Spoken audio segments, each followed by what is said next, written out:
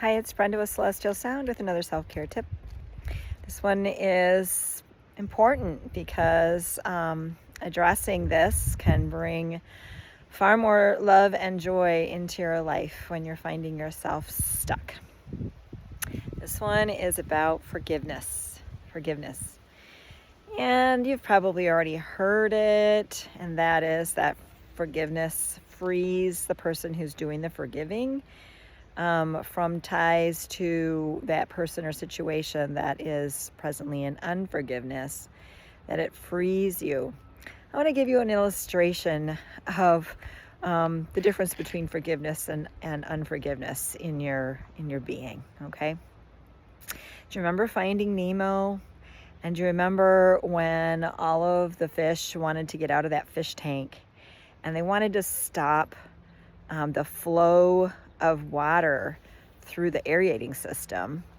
And so they were going to put all these little stones there so that it would muddy up and create scum all over the fish tank so that they would have to, clean the fish tank, right? So let's just think about that as a scenario of being in unforgiveness versus forgiveness. When that water is flowing and all the air is flowing, that fish tank was clean and was clear and beautiful, and the fish are floating, swimming beautifully and all is well.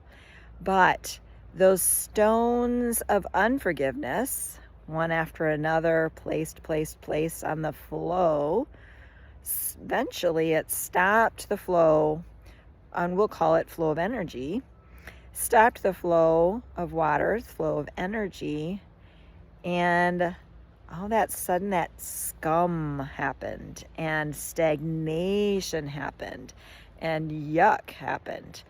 And it happened for all of them. All of them experienced that. All of those fish experienced that in the fish tank. So everyone was going to benefit when that flow is happening properly, and everyone suffered when it was stopped up. So those little stones of unforgiveness, they create stagnation, contraction, and stem the flow of positive, uplifting, beautiful, loving energy. That's how unforgiveness and forgiveness can be illustrated.